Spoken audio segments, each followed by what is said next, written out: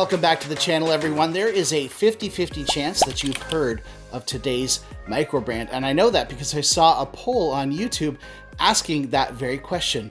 Have you heard of Vanbanner watches? If you haven't, and you like budget affordable watches, especially Canadian affordable budget watches, then I have a treat for you.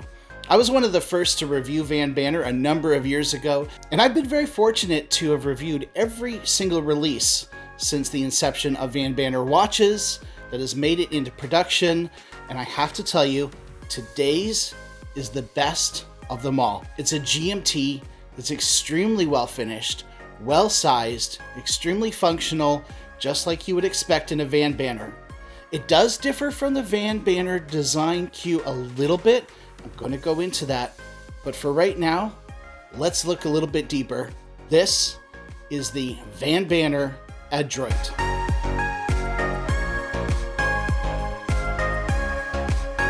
So here is the Adroit by Vanbanner. There's already been a number of reviews on this watch. So today what I'd like to do is just point out to you a number of things that I have noticed about this watch. And there's some differences between certain other Vanbanners that I'd like to point out as well. I'd like to begin with this bracelet. It is a brushed, well, I would say a satin and a polished bracelet. So you've got these easily scratchable links in the middle. Mine have held up actually pretty well, as you can see, and I have been wearing this quite a bit. And it is, unlike most Vanbanners, a butterfly clasp.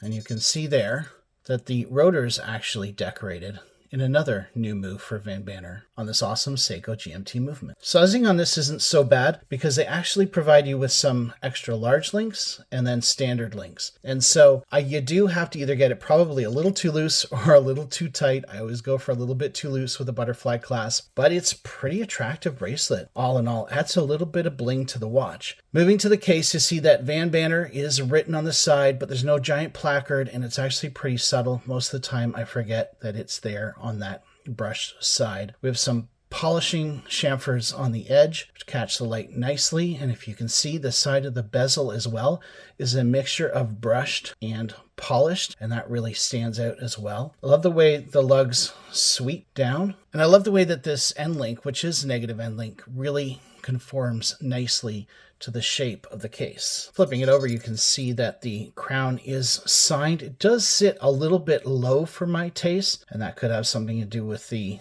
movement from Seiko. It has drilled lugs, as we've often seen before, and a really unique case back with, of course, that see-through sapphire crystal on the back. Now flipping it over, we have a bezel that is circular brushed. Everything else seems to be either satin or polished except for the bezel, which gives it a bit of a tooly vibe. The bezel itself is a little hard to manipulate, especially with gloves on. You really want to get it on the sides. This is a GMT bezel, so of course it's going to go both ways, and you can do hour or half an hour on this as well, which is pretty cool. The winding action on the crown is really good, nice and smooth.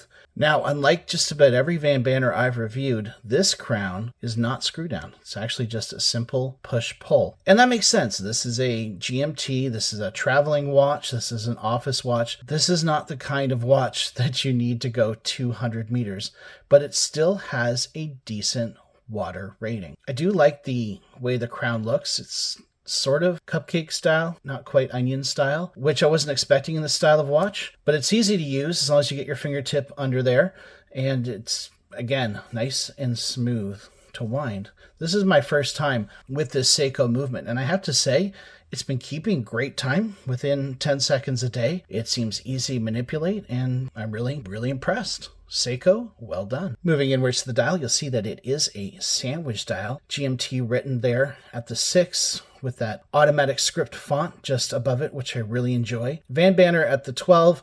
I know that one is polarizing for some of you. You're not big fans of the logo. Others don't mind it. And we do have that date wedged in down there between the 4 and the 5, which I don't mind at all. Not only is this a sandwich dial, but you'll see that there's actually a border around each of the cutouts for the hour markers, which is pretty cool. The hands themselves are quite handsome. The minute hand is a little thin to my taste, but I'm pretty sure that LV has done this intentionally because what he wants to do is ensure that when it passes that GMT triangle, you can still see it fairly easily. And so I think that's a very intentional design choice on his part. And of course, when it crosses the hour hand can just be seen on either side. Now let's talk about the colorway. There's only two colorways right now.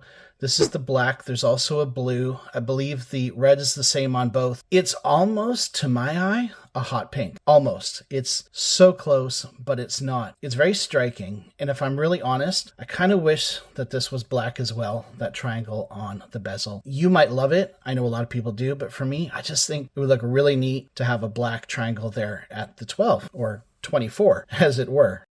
Pay particular attention to the loom on the bezel. The black loomed numbers fade out within a few minutes. This is a 12-minute recording set to 20 times the speed. And you can see that in comparison with the PM 2.0, the rest of it's pretty bright. I'd say the hour markers are a little less bright than the PM 2.0 and less bright than the Seiko Monster as well. But it's still pretty good loom, especially on the hands. And surprisingly, that triangle at 12, it is glowing like a torch. As far as QC goes, there is one small issue with mine. If you look at the 3 o'clock marker, there's a bit of dust, I believe, kind of caught in the sandwich marker. Either that or it's a scratch. I'm not sure which. And if I was so inclined, I could take the case back off, pull out the crown, blow it out, clean it out, reassemble, take all of about 20 minutes. So I'm not too worried about that. Now, if I were purchasing this watch, I would be sending it back. And LV, I'm sure, would absolutely take care of me because I know that he actually hired an independent company to go through and QC each of these watches. Now, I didn't find that imperfection until I'd had it on the wrist for about 5 days. So either that got dislodged from somewhere else and made its way into that sort of bowl shape there at 3, or maybe it was there all along and I just didn't see it. QC is such a hard thing to do, but Vanbanner, they take QC really seriously because I know that nothing annoys LV more than having to return a watch to the manufacturer for repairs. At the end of the day, in speaking with LV, I know that his heart is to make good, unique, quality watches at an affordable price that people are going to enjoy. And it really irks him when there's an imperfection if the customer isn't completely happy. So if you do have any issues, make sure you reach out to him because I think that he will definitely take care of you at Vanbanner.